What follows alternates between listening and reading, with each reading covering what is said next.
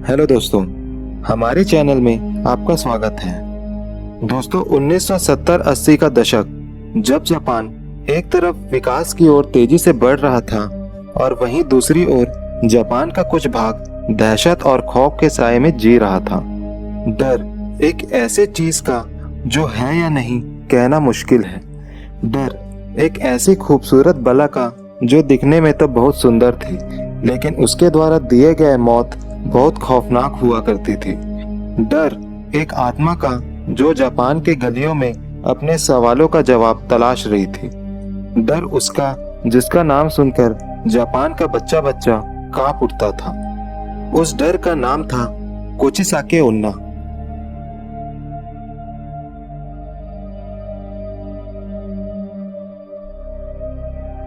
Japan के सुनसान रास्तों पर कोचिसाके ओन्ना चेहरे पर सर्जिकल मास्क पहने ज्यादातर बच्चों को अपना शिकार बनाती थी।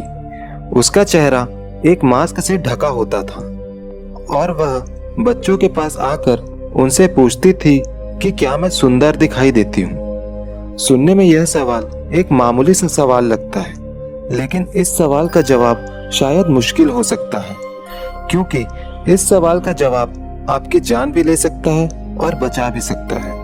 लेकिन प्रॉब्लम यह है कि इस सवाल का कोई भी सही जवाब नहीं है, क्योंकि जब कोई इस सवाल का जवाब ना में देता था तो कोचिसाके ओन्ना उस पर कैंची से वार कर देती थी और उसको मार देती थी।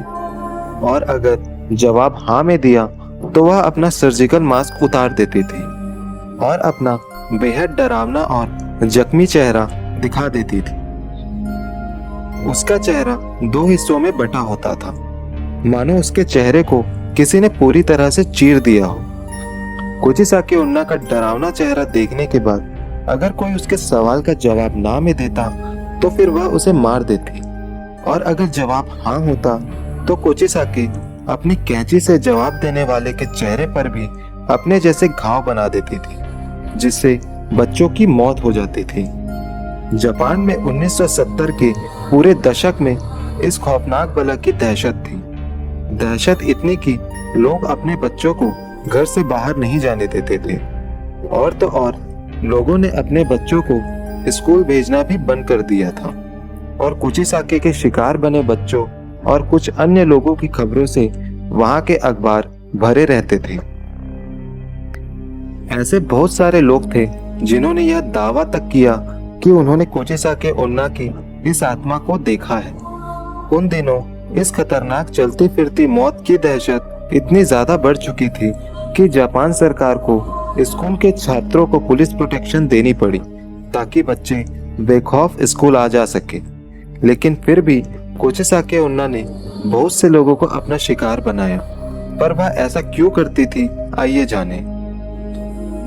यह कहानी शुरू हुई थी लगभग 1200 से 800 साल पहले।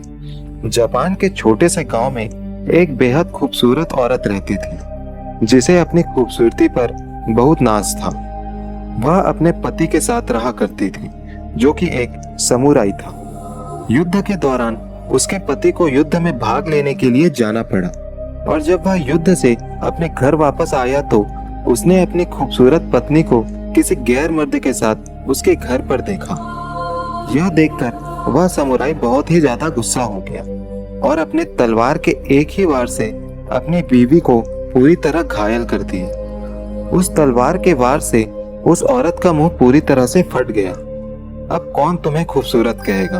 इतना कहकर वह समुराई हमेशा हमेशा के लिए अपना घर छोड़कर चला गया। समुराई के तलवार के घात से उस औरत के सुंदर चेहरे पर एक बेहद भद्दी और डरावनी स्माइल जैसा घाव बना दिया।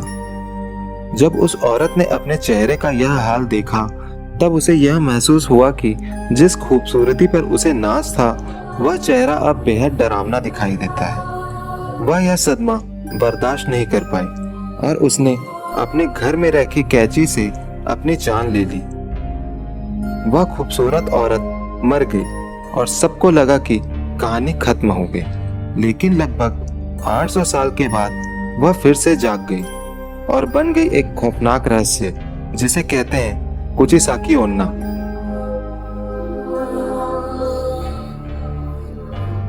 आज भी जापान के कई लोगों का मानना है कि कोजिसाके ओन्ना आज भी जापान के सुनसान गलियों में घूम रही है और अपने अगले शिकार की तलाश में है। तो दोस्तों, आपको ये स्टोरी कैसी लगी मुझे कमेंट करके जरूर बताएं और इस वीडियो को ज्यादा से ज्यादा लाइक, शेयर और हमारे चैनल को सब्सक्राइब कर दें।